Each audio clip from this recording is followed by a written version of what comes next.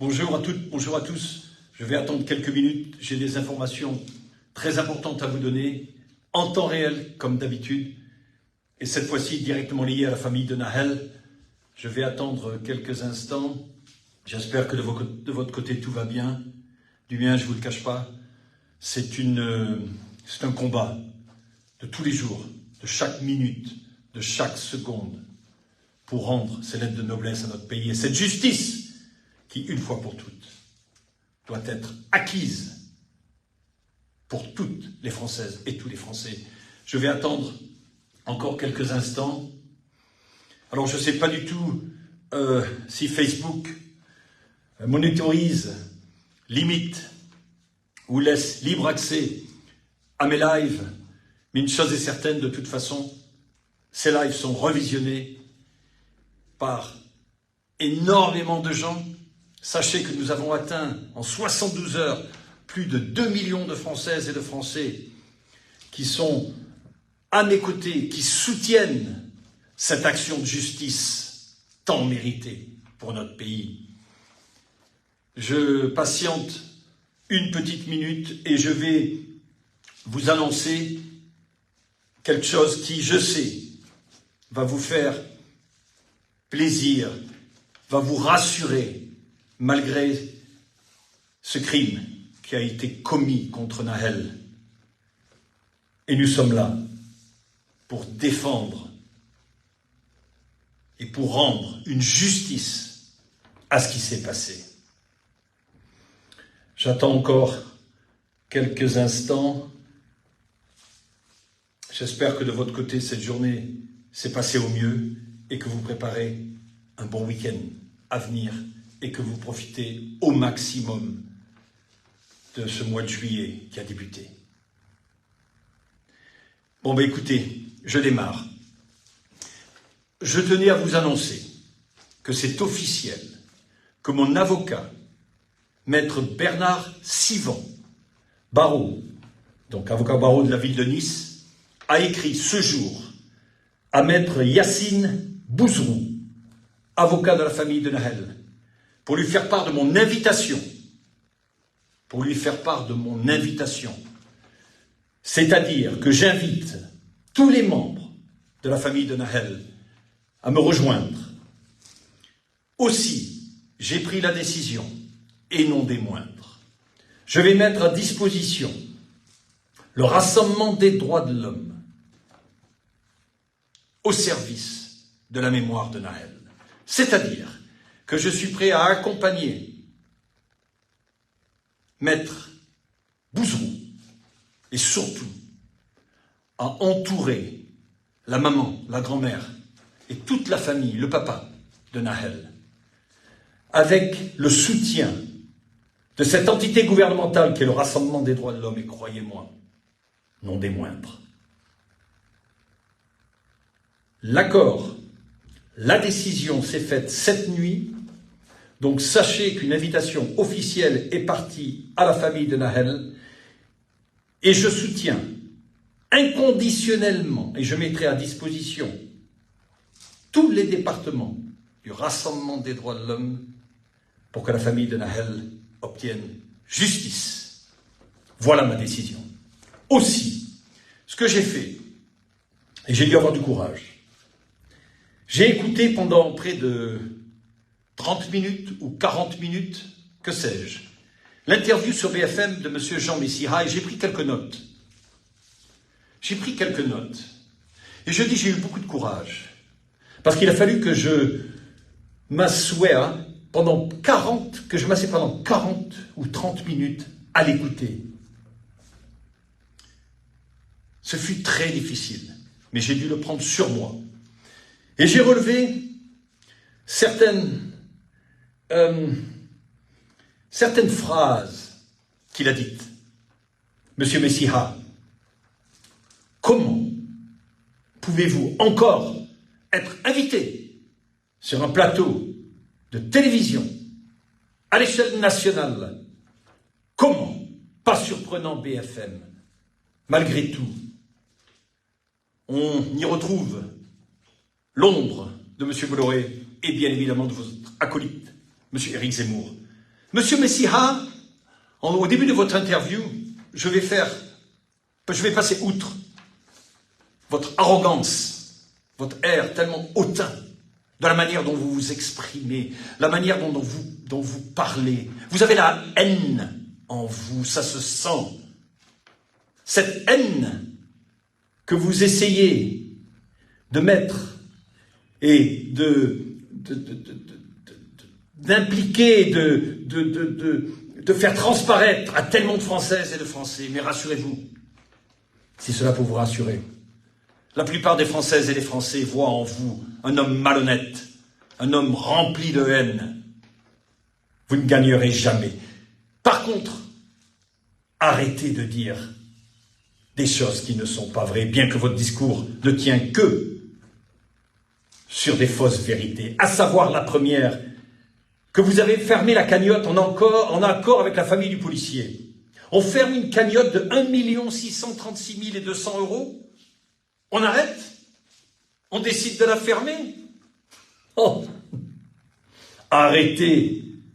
Je vous ai mis au défi, il y a quelques heures, ou hier, ou avant-hier, en vous disant que c'est le rassemblement des droits de l'homme qui vous avait fait fermer cette cagnotte. Et vous l'avez bien évidemment pas expliqué de cette façon-là. Alors si vous voulez me poursuivre en diffamation, et si vous voulez démentir mes propos, ayez ce courage, une fois de plus, de m'affronter. Je dis bien de m'affronter, parce que les personnes qu'on vous met en face sur des plateaux BFM sont très gentilles, c'est vrai, mais ne sont pas Philippe Argilier.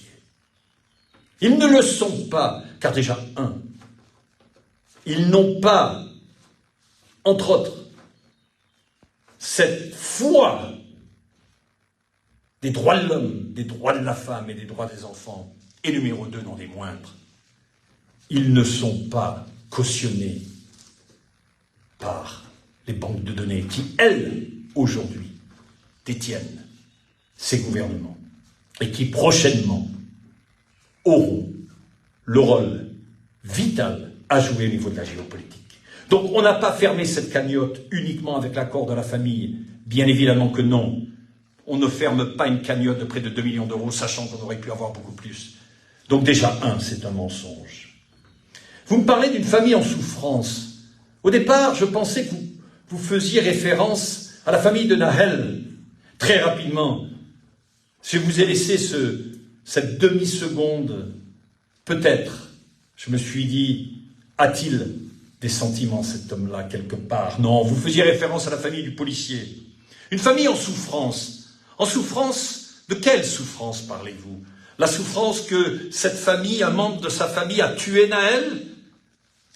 Ou une souffrance car cet individu, ce policier aujourd'hui en prison, peut-être pour quelques jours ou quelques semaines, le temps qu'on affine son proche avenir, et une souffrance aussi cautionnée par pratiquement 1 640 000 €.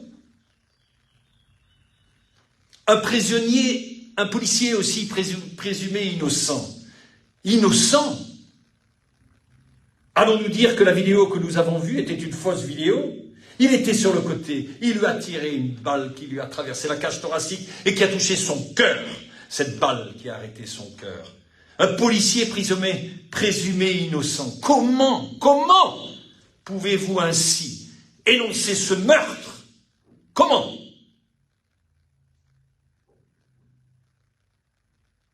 Vos paroles sont tellement lourdes de conséquences, car elles ont la haine. Cette haine que nous, Françaises et Français, nous ne voulons plus sur ce territoire. Jean Messiha, retournez en Égypte d'où vous venez. Apparemment, vous avez beaucoup de problèmes avec les immigrants, et en particulier avec les musulmans, la religion de l'islam. Quel est votre problème contre la religion de l'islam? Quel est votre problème? À moins que vous représentiez un groupe d'extrémistes extrêmes, ceux de la droite, qui rejoignent les nazis. Il y en a encore quelques-uns en Allemagne. Mais on s'est battu pour faire sortir les nazis en France. Mon père était des premiers, avec le général de Gaulle, à sortir cette mentalité de notre pays, et vous la ramenez. Moi, je vous montre un doigt, monsieur Jean Messiha. Vous n'aurez qu'une seule chose à faire, d'être expulsé de ce pays qui s'appelle la France. Mais avant cela, je vous souhaite d'avoir juste une rencontre avec moi, une simple rencontre. Je vous apprendrai ce que c'est d'être un homme. Faut-il encore qu'il vous reste quelques neurones pour comprendre ce dont je parle?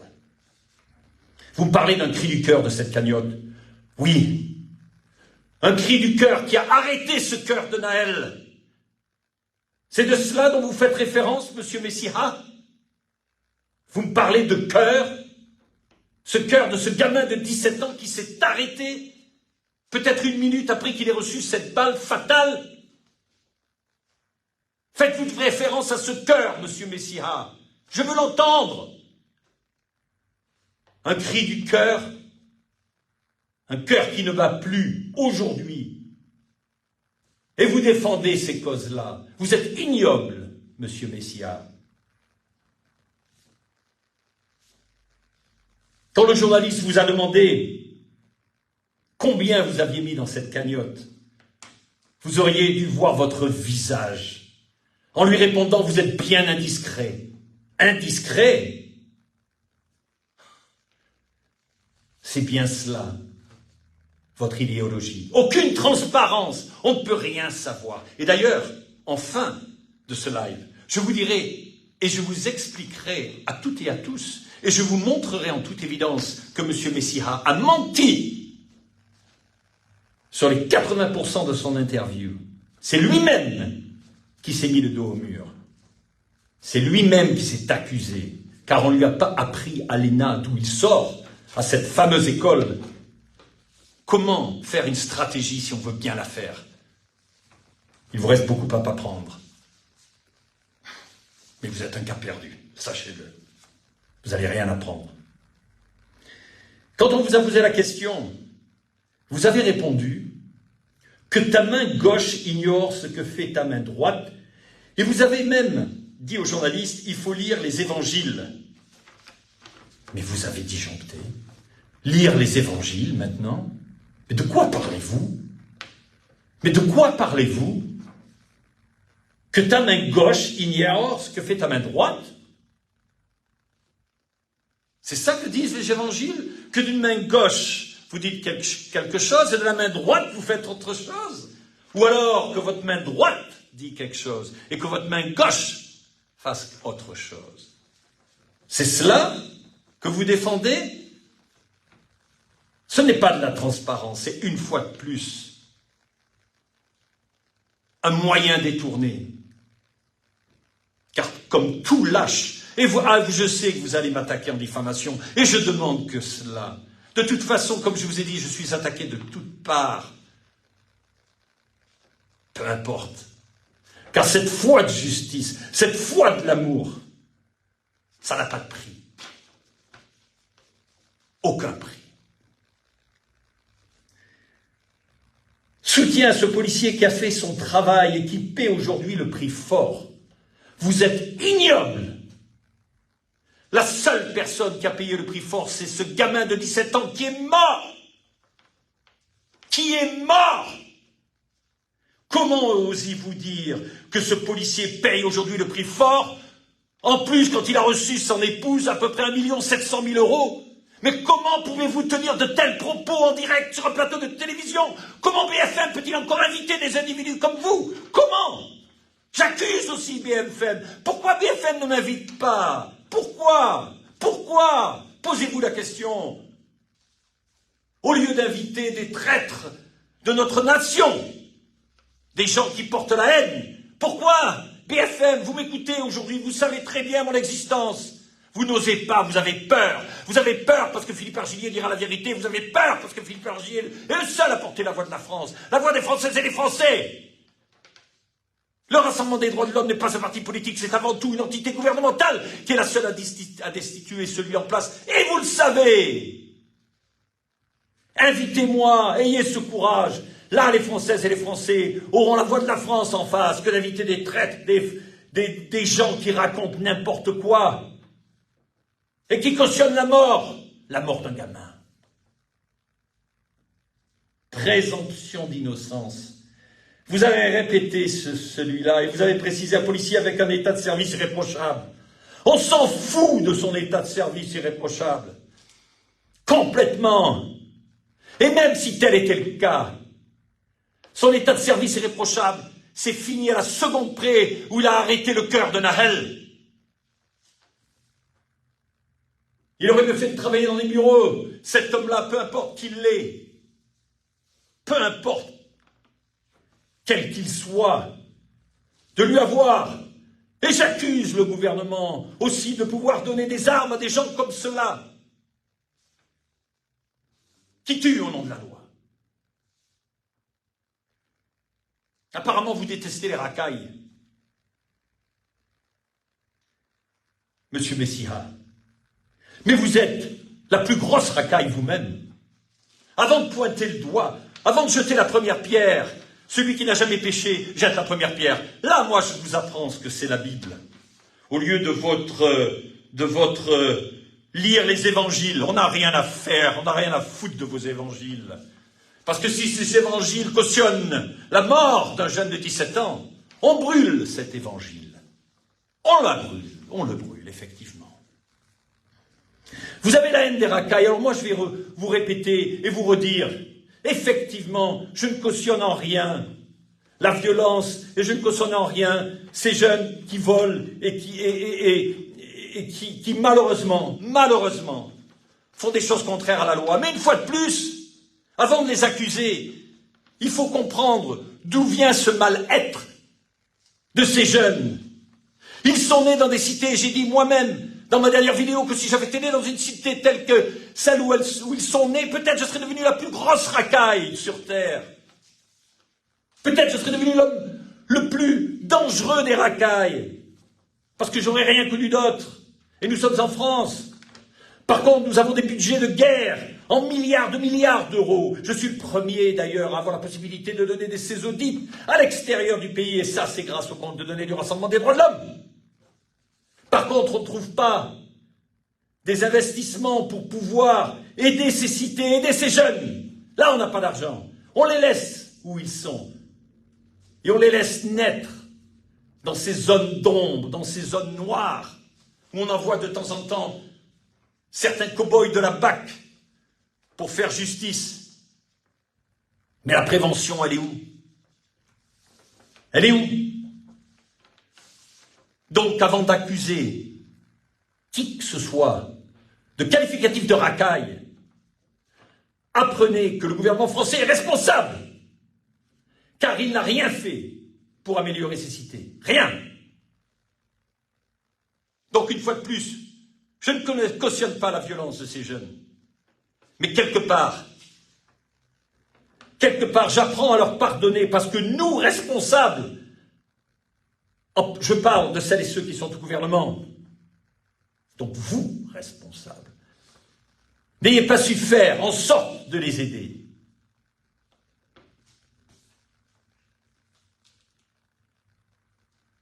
Il est tellement facile d'accuser.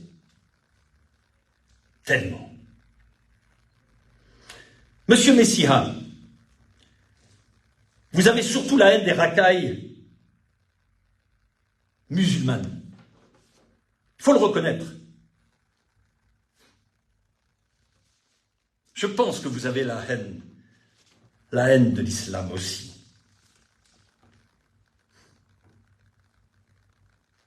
Comment, en France, aujourd'hui, peut-on haïr des gens parce qu'ils appartiennent à une religion? Vous et Éric Zemmour, vous êtes des gens qui devraient être hors territoire, des gens qui ne devraient même pas être autorisés à vivre en France, parce que vous faites partie de ceux qui amplifient cette haine et qui nous mettent en danger aussi. Et je l'avais très bien dit pendant la campagne présidentielle d'Éric Zemmour, qui nous mettait en danger. Quand vous avez quelqu'un comme lui, qui pue la haine de l'islam, les conséquences peuvent être mortelles. Et vous le savez. Personne n'a le droit d'avoir la haine contre une religion. encore moins celle de l'islam. Alors moi je vais vous dire une chose, si vous faites référence aux lectures des évangiles, lisez le Coran, vous allez apprendre beaucoup. Vous allez apprendre beaucoup de sagesse, beaucoup d'empathie, beaucoup de compassion. Vous allez apprendre beaucoup du Coran. Alors, arrêtez vos évangiles et commencez peut-être à vous rapprocher du Coran. Peut-être, je dis bien peut-être, que vous apprendrez quelque chose. Et probablement, vous aurez avant tout, à travers cette religion, une vraie notion d'humanité. Ne faites pas un amalgame entre certains jeunes qui sont perdus, paumés, qui sont lâchés dans ces cités, avec une religion qui est noble, la religion du Coran. Et je suis le premier à la défendre aussi. Comme toutes les autres religions. À partir du moment où on n'utilise pas la religion comme motif de guerre,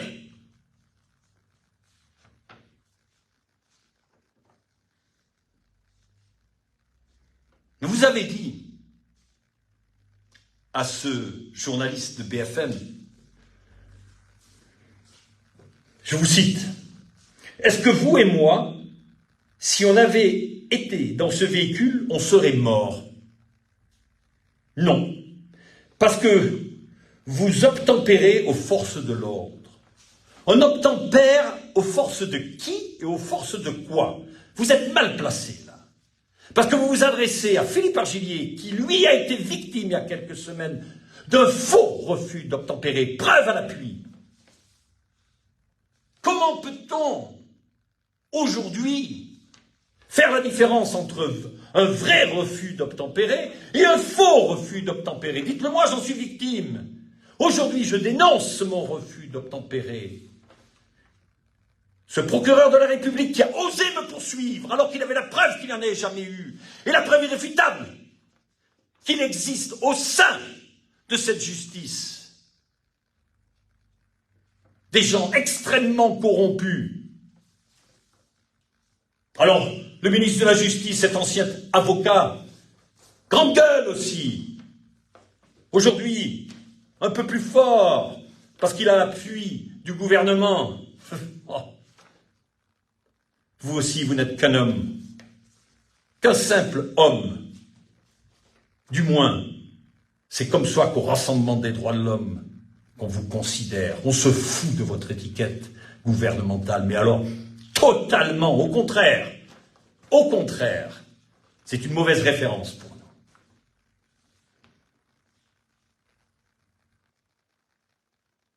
Vous ne seriez pas mort parce que vous vous seriez arrêté à ce refus d'obtempérer. Je vous rappelle que Naël s'est arrêté, finalement. Mais quand il a vu un revolver pointé sur sa tempe, il est parti. Il a eu peur. Il a eu peur.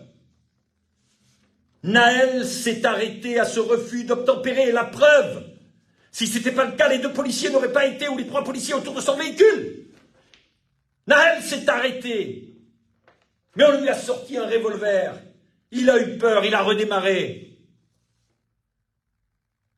En toute légitimité. Car Naël n'avait pas un revolver, lui, à pointer sur ce policier. Il a eu peur. 17 ans. Ok, il a eu un casier judiciaire, mais une fois de plus,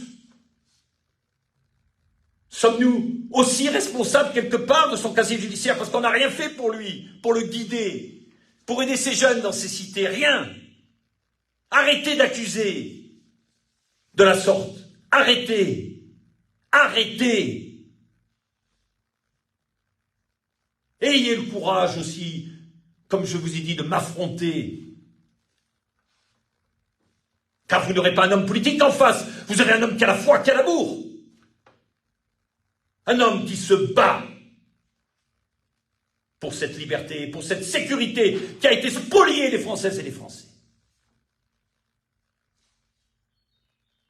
Alors vous me dites, bien que ça reste dans le flou, comme tout votre discours, que cette famille va soutenir avec cet argent une partie des forces de l'ordre. Mais quel argent, les 1 600 000 et quelques mille? Alors moi, Rassemblement des droits de l'homme, je demande un audit total de chaque centime. C'est-à-dire 1 636 200 €. Je veux que chaque Française et chaque Français soient tenus au courant.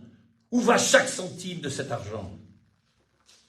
La famille du policier est redevable de cet argent aux Françaises et aux Français. Et si vous m'écoutez, vous, madame, l'épouse de ce policier, j'imagine que votre situation doit être très difficile. J'imagine. Mais malgré tout, madame, votre mari a tué un jeune de 17 ans. Vous n'en êtes pas directement responsable, bien évidemment. Même indirectement, vous n'êtes absolument pas responsable. Mais il est un fait que votre mari aujourd'hui est un assassin. Et comme tout assassin, il devrait faire face aux conséquences. Et je vous demande à vous, étant donné que vous avez reçu une somme d'1 636 000 qui est hors norme pour un gardien de la paix, je ne sais pas qu'est-ce qu'il gagne, 20 ou 30 000 € par an.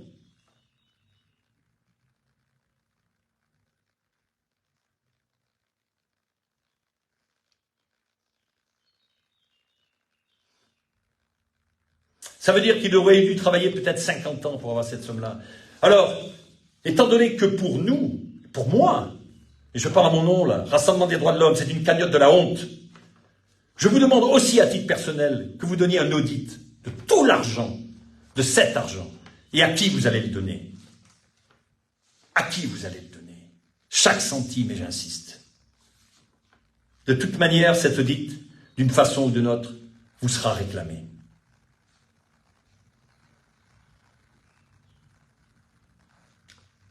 J'ai peut-être un conseil.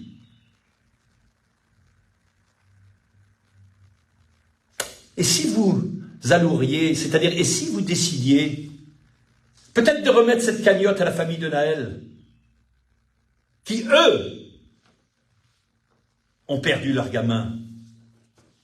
Votre mari n'est qu'en prison, hein. Il a tué quelqu'un. Naël s'est arrêté au refus d'obtempérer. Mais votre mari doit sortir un revolver.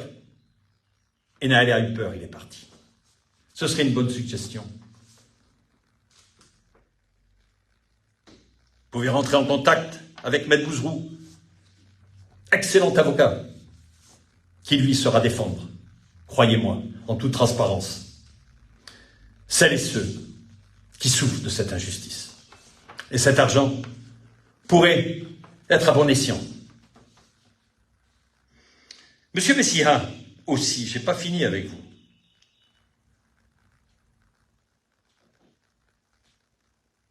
Vous parlez d'un cri d'amour de cette cagnotte. Vous confondez l'amour et la haine. Alors je vais replacer l'exactitude de cette qualification. Nous allons parler d'un cri de haine de 1 636 200 €.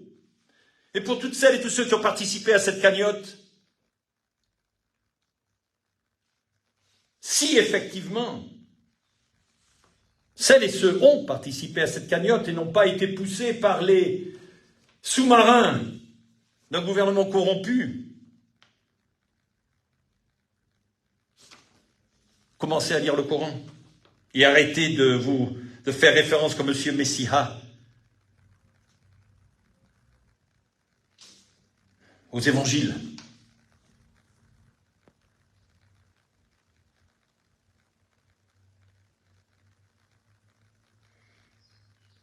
Vous avez osé dire que la maman de Naël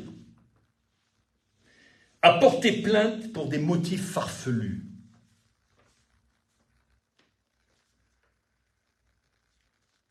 Monsieur Messia, si j'avais été sur le plateau, en direct avec vous, à cette minute, moi-même, je vous aurais sorti physiquement de ce plateau TV. Et ils auraient pu appeler leur sécurité, peu importe.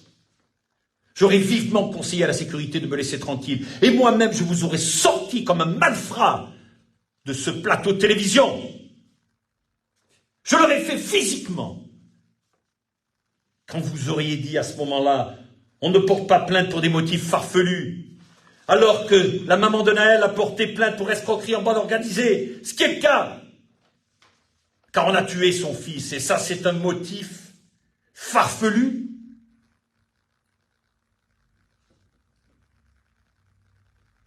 Vous déployez la haine de chaque lettre, de chaque mot que vous dites.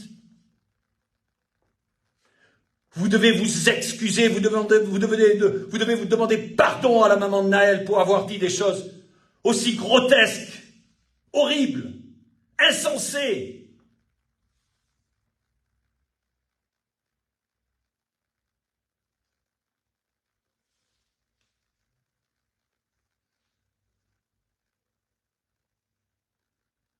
Au nom des droits de l'homme, des droits de la femme et des droits des enfants, Madame, la maman de Naël, moi je vous demande pardon en tant qu'homme, qu'il existe des gens comme Monsieur Jean Messia qui ont la haine entre eux et qui n'ont aucune idée de quoi ils parlent. Aucune. Mais on leur donne accès au plateau de télévision.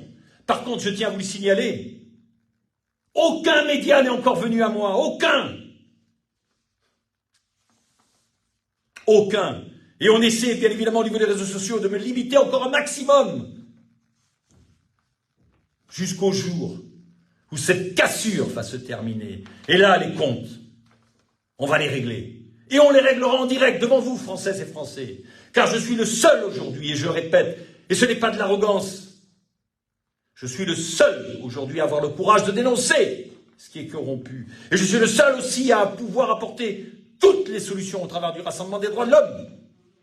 20 ans au total pour préparer cette contre-attaque de liberté et de sécurité pour les Françaises et les Français.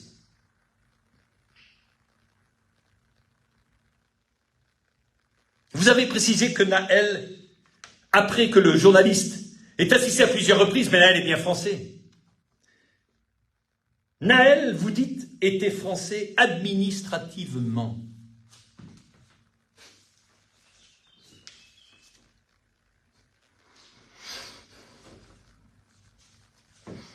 Administrativement. Et vous, vous êtes quoi? D'ailleurs, à ce propos, qui vous êtes, monsieur Jean Messia? Parce que cela fait quand même pas mal de temps que je parle de vous. Mais qui êtes-vous véritablement? Qui êtes-vous, ce preneur vous qui prenez toute cette haine avec Zemmour, vos petits copains de la même équipe, vous mangez la même gamelle? Mais qui êtes-vous? Qui êtes-vous pour dire que Naël était français uniquement administrativement? Ben moi je dis que Naël était français comme tout Français, comme je le suis. Allez-vous me dire que Philippe Argillier est aussi français administrativement? Je vous invite à le faire. Maintenant, je vais vous présenter la preuve que M. Jean Messia a menti depuis le début de son interview jusqu'à pratiquement la fin. Reprenez son interview. Vous verrez vers la fin, il répond à une question et là, il dit la phrase fatale qui prouve que cet homme a menti. Pour la première fois dans l'interview vers la fin, il dit « Je vais vous parler honnêtement ». Est-ce que cela veut dire que les 3/4 ou les 80% de l'interview, vous n'étiez pas honnête, monsieur Messia? Eh oui. Vous êtes tombé dans votre propre piège. Vous avez dit, à la fin, je vais vous répondre honnêtement. Ça veut dire que tout ce qui était au préalable n'était pas honnête, était faux, en commençant par la décision qui était de la famille, et vous, et de l'avocat, d'avoir arrêté cette cagnotte. Et toutes les immondices, les ordures que vous avez pu sortir durant cette interview. Voilà, monsieur Messia, j'arrêterai là pour vous, bien que je vous ai donné un temps d'antenne énorme sur les réseaux sociaux. Mais j'ai dû le faire. J'ai dû le faire. Maintenant, je vais m'adresser. J'ai dû le faire J'ai dû le faire, je vais vous dire pourquoi. Parce que malgré tout, vous êtes invités sur ces plateaux télévision.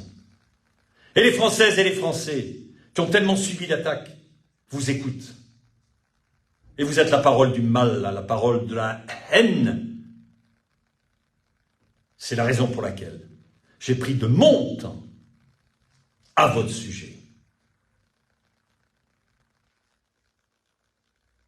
S'il y a bien quelque chose que vous pouvez être fier dans votre vie, c'est que Philippe Argilier, président du Rassemblement des droits de l'homme, a passé pratiquement 1 heure dans mes différents lives à parler de vous. Peut-être la seule chose dont vous pouvez être fier dans votre vie. Maintenant, je m'adresse à cette communauté musulmane qui a été tellement attaquée en France. C'est inadmissible. Inadmissible. Et c'est vrai qu'un amalgame est fait, alors que votre religion est porteuse d'amour aussi, bien évidemment.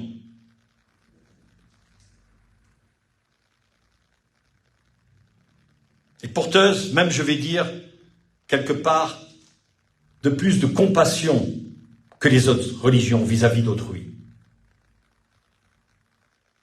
Et c'est la raison pour laquelle, hormis l'invitation que j'ai faite à la famille de Nahel et de son avocat pour venir me rejoindre et pour mettre à disposition l'entité du Rassemblement des droits de l'homme, qui n'est autre qu'un gouvernement, pour les aider à combattre cette injustice et pour aider à défendre la mémoire de Nahel, je me propose aussi de venir vous voir dans les cités. Alors c'est à vous de décider. C'est à vous d'organiser cela. J'ai un service de communication qui est très facilement joignable. Je me mets à votre disposition. J'aimerais venir vous parler, j'aimerais venir échanger avec vous. J'aimerais pouvoir répondre à toutes vos questions. Et bien évidemment, je le ferai en toute transparence, toutes vos inquiétudes. Et j'aimerais aussi partager mon ressenti vis-à-vis de vous, vis-à-vis de vos actions. J'aimerais pouvoir entretenir et commencer un vrai dialogue d'amitié avec vous. Et je vous propose de vous aider aussi sur la bonne direction. Croyez-moi, on peut faire ensemble un chemin extraordinaire. Donc je m'adresse à tous ces jeunes. Partagez cette vidéo. Toutes celles et tous ceux qui m'écoutent maintenant, partagez. Faites-le maintenant, parce que vous allez oublier peut-être par après. Partagez. Et ce message que j'envoie maintenant à tous les jeunes de toutes ces cités en France, voyez, à vous de décider quelle première cité vous voulez que je vienne. Laquelle? Je me mettrai à votre disposition. C'est-à-dire que je mettrai un gouvernement, un vrai, ancré sur les droits de l'homme, les droits de la femme et les droits des enfants à votre disposition. Chose qui n'a été jamais fait auparavant, car jusqu'à aujourd'hui, les seuls retours de gouvernement que vous avez, c'est des accusations, ou alors qu'on vous envoie des policiers pour venir vous interpeller. Non, cette fois-ci, c'est un entretien amical d'amour. Et je suis prêt à vous aider. Je suis prêt aussi à mettre à votre disposition tout ce qui me sera possible pour vous mettre dans la bonne direction. Croyez-moi, on pourra en discuter de vive voix. On a beaucoup de choses à faire ensemble. Beaucoup. Je termine ce live.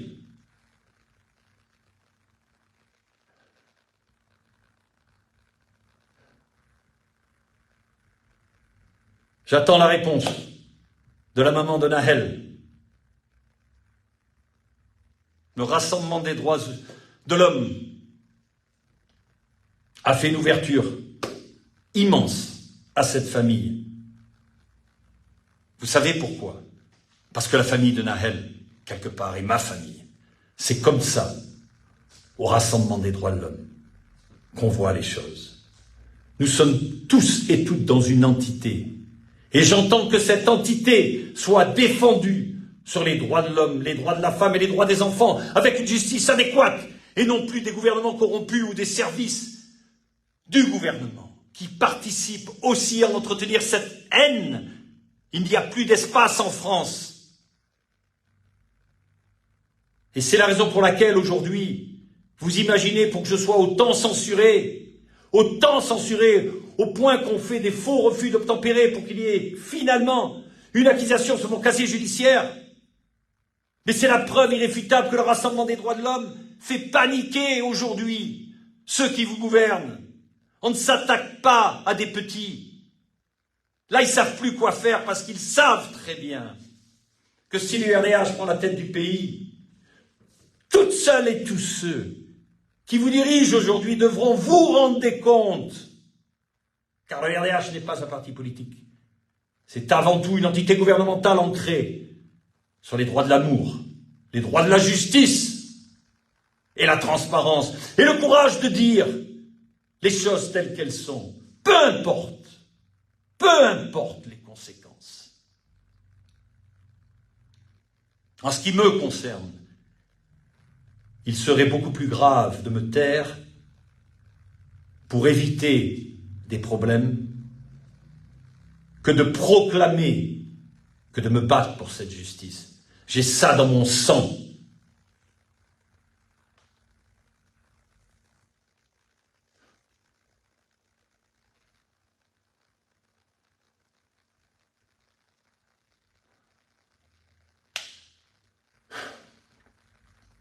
Je peux m'empêcher de...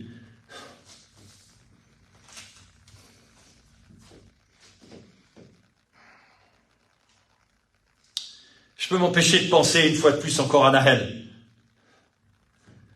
J'arrive pas à croire que ce gamin n'est plus des nôtres. Faisons en sorte que cela ne se reproduise plus. Faisons en sorte.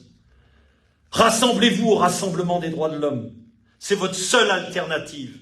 Votre seule, ça fait 5 ans. 5 ans que je suis censuré à cause de cela. Faites bouger les foules. Allez en dehors de votre chemin. Demandez les comptes à toutes les télévisions et à toutes les radios. Nous voulons entendre la voix de Philippe Argilier. Nous voulons voir son visage. Pourquoi l'avez-vous censuré depuis 5 ans? Pourquoi? Et depuis ces 3 jours, il commence à dévoiler certains documents. Il le prouve. Et nous le savons tous aujourd'hui que c'est un homme de foi, qu'il dit la vérité. Donc, demandez pourquoi. Allez en dehors de votre chemin. Ce serait aller en dehors de votre chemin pour vous, en commençant pour vous. Car cette justice, elle commence d'abord par vous, pour vos enfants. Et pour celles et ceux que vous aimez. Que justice soit rendue une fois pour toutes. Rassemblez-vous, Rassemblement des droits de l'homme. À très bientôt. Un très bon week-end. Toujours avec beaucoup d'amour. Au revoir.